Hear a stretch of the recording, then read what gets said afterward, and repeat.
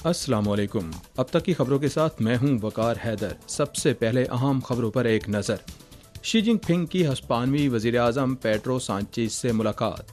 شی جن پنگ کا Vietnam, Malaysia اور کمبوڈیا کا سرکاری دورہ خطے اور دنیا کے امن و ترقی کو نئی طاقت بخشے گا، وزارت خارجہ۔ اگر امریکہ چین کے حقوق اور مفادات کی سنگین خلاف ورزی جاری رکھتا ہے تو چین بھرپور جوابی اقدامات کرے گا، چینی وزارت تجارت۔ اور اب خبریں تفصیل کے ساتھ۔ 11 اپریل کو چینی صدر شی جن پنگ نے بیجنگ میں چین کے دورے پر آئے ہوئے ہسپانوی وزیر اعظم پیڈرو سانچیز سے ملاقات کی ہے۔ شی جن پنگ نے نشاندہی کی کہ اس سال چین اور اسپین کے درمیان جامع اسٹریٹجک شراکت داری کے قیام کی 20ویں سالگرہ ہے، اور چین اسپین کے ساتھ جامع اسٹریٹجک شراکت داری کو فروغ دینے کا خواہاں ہے جو زیادہ اسٹریٹجک اور ترقیاتی توانائی سے بھرپور ہو۔ چین اور اسپین کو منصفانہ اور معقول عالمی گورننس سسٹم کی تعمیر کو فروغ دینے کی ضرورت ہے۔ موجودہ حالات میں چین اور یورپی یونین کو شراکت داروں کے تعلقات اور کھلے تعاون پر عمل کرنا چاہیے۔ شی جن پنگ نے زور دے کر کہا کہ ٹیرف کی جنگ میں کوئی فاتح نہیں ہے اور دنیا کے خلاف جا کر خود کو الگ تھلگ کر لیا جائے گا۔ 70 سال سے زائد عرصے سے چین کی ترقی کا انحصار کسی کے تحفے کے بجائے ہمیشہ خود انحصاری اور سخت محنت پر رہا ہے۔ کسی بھی بلاجواز جبر سے ڈرنا تو دور کی بات ہے، اس سے کوئی فرق نہیں پڑتا کہ بیرونی ماحول کیسے تبدیل ہوتا ہے۔ چین خود اعتمادی کو مضبوط کرے گا، اپنے عزم کو برقرار رکھے گا اور اپنے معاملات کو اچھی طرح سے چلانے پر توجہ مرکوز کرے گا۔ چین اور یورپی یونین دونوں دنیا کی بڑی معیشتیں ہیں اور اقتصادی گلوبلائزیشن اور آزاد تجارت کے بھرپور حامی ہیں۔ چین اور یورپی یونین کو اپنی بین الاقوامی ذمہ داریوں کو پورا کرنا چاہیے، معاشی عالمگیریت اور بین الاقوامی تجارتی ماحول کا مشترکہ تحفظ کرنا چاہیے اور یک طرفہ غنڈہ گردی کا مشترکہ طور پر مقابلہ کرنا چاہیے۔ نہ صرف اپنے جائز حقوق اور مفادات کا تحفظ کرنا بلکہ بین الاقوامی عدل و انصاف کو برقرار رکھنے اور بین الاقوامی قوانین اور نظم و نسق کو برقرار رکھنا چاہیے۔ سانچیز نے کہا کہ یورپی یونین کھلی اور آزاد تجارت پر عمل پیرا ہے، کثیر الجہتی کو برقرار رکھنے کے لیے پرعزم ہے اور یک طرفہ محصولات کی مخالفت کرتی ہے۔ اسپین اور یورپی یونین بین الاقوامی تجارتی نظام کے تحفظ، ماحولیاتی تبدیلی اور غربت جیسے چیلنجوں سے مشترکہ طور پر نمٹنے اور بین الاقوامی برادری کے مشترکہ مفادات کے تحفظ کے لیے چین کے ساتھ مواصلات اور تعاون کو مضبوط بنانے کے لیے تیار ہیں۔ 11 اپریل کو چینی وزارت خارجہ کے ترجمان نے بتایا ہے کہ کمیونسٹ پارٹی آف چائنا کے جنرل سیکرٹری اور چین کے صدر مملکت شی جن پنگ، ویتنام کی کمیونسٹ پارٹی کے جنرل سیکرٹری تو لام اور ویتنام کے صدر لونگ کونگ کی دعوت پر 14 سے 15 اپریل تک ویتنام کا سرکاری دورہ کریں گے۔ اسی طرح ملائیشیا کے بادشاہ سلطان ابراہیم سلطان اسکندر اور کمبوڈیا کے بادشاہ نوردوم سیامونی کی دعوت پر چینی صدر شی جن پنگ 15 سے 18 اپریل تک ملائیشیا اور کمبوڈیا کا سرکاری دورہ کریں گے۔ 11 اپریل کو وزارت خارجہ کے ترجمان لین جین نے پریس کانفرنس میں کہا کہ ہمسایہ ممالک کے ساتھ تعلقات چین کی سفارتکاری کی ترجیحات ہیں۔ چین اور جنوب مشرقی ایشیا مشترکہ تقدیر کے ساتھ اچھے ہمسایہ، اچھے دوست اور اچھے شراکت دار ہیں۔ یہ دورہ صدر شی جن پنگ کا رواں سال کا پہلا غیر ملکی دورہ ہے جو ویتنام، ملائیشیا، کمبوڈیا اور آسیان کے ساتھ چین کے تعلقات کی مجموعی ترقی کو فروغ دینے کے لیے انتہائی اہمیت کا حامل ہے اور علاقائی و عالمی امن و ترقی کو نئی طاقت بخشے گا۔ ترجمان کے مطابق یہ دورہ چین اور ویتنام کے درمیان سفارتی تعلقات کے قیام کی 75ویں سالگرہ کے موقع پر ہو رہا ہے اور چین ویتنام کے مابین ساتھیوں اور بھائیوں کی روایتی دوستی اور چین ویتنام ہم نسب معاشرے کی تعمیر کو فروغ دینے کے لیے ویتنام کے ساتھ کام کرنے کا منتظر ہے۔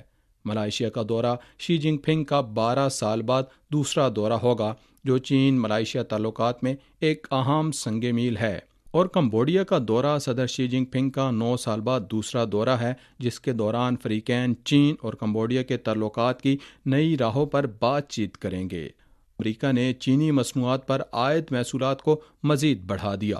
چین کی وزارت تجارت کے ترجمان نے کہا کہ چین امریکہ کی جانب یک طرفہ محصولات کی سختی سے مخالفت اور مذمت کرتا ہے اور چین نے اپنے حقوق اور مفادات کے تحفظ کے لیے بھرپور جوابی اقدامات اٹھائے ہیں۔ چین اور دیگر ممالک کے دباؤ میں امریکہ نے کچھ تجارتی شراکت داروں پر بھاری محصولات کے نفاذ کو معطل کر دیا ہے، جو محض ایک علامتی چھوٹا سا قدم ہے، اور اس سے امریکہ کی تجارتی بلیک میلنگ کے ذریعے ذاتی مفادات کی تلاش کی حقیقت کو تبدیل نہیں کیا جا سکتا۔ چین امریکہ پر زور دیتا ہے کہ وہ نام نہاد مساوی محصولات کو ختم کرنے کے لیے ایک بڑا قدم اٹھائے اور اپنے غلط طریقوں کو مکمل طور پر درست کرے۔ امریکہ کی جانب سے چین پر عائد کیے جانے والے حد سے زیادہ محصولاتی عدد اب کھیل بن چکا ہے، اور ان کا کوئی عملی معاشی معنی نہیں ہے، جس سے امریکہ کی جانب سے محصولات کو ہتھیار بنانے، غنڈہ گردی اور جبر میں ملوث ہونے اور انہیں مذاق بنانے کے ہتھ کنڈوں کو مزید بے نقاب کیا جائے گا۔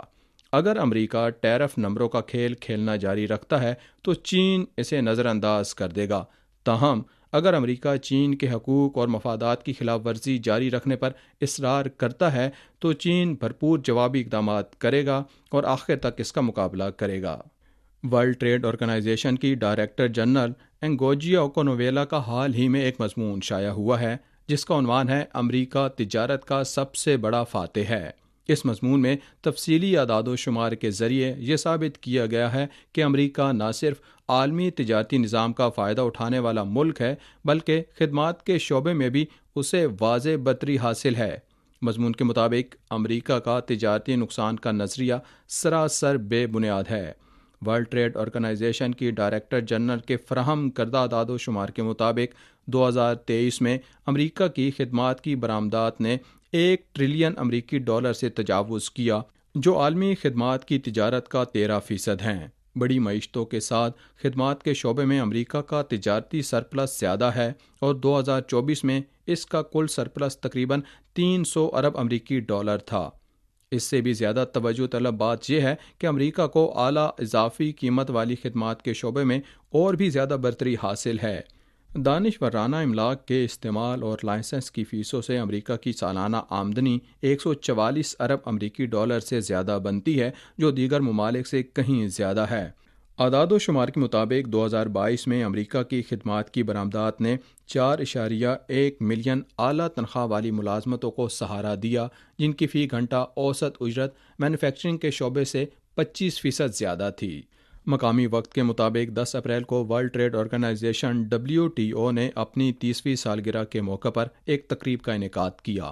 افریقی، کیریبین اور بحر الکاہل خطے کے ممالک کے گروپ ACP کے نمائندے بارباڈوس، افریقی گروپ کے نمائندے موزمبیق، یورپی یونین، برطانیہ، انڈونیشیا، جنوبی کوریا، پیرو، برازیل، نیپال، جاپان، چین اور روس سمیت WTO کے ارکان نے اپنے اپنے بیانات میں کہا کہ عالمی تجارت کو یک طرفہ محصولات کے چیلنج اور بڑھتی ہوئی غیر یقینی صورتحال کے خطرے کا سامنا ہے۔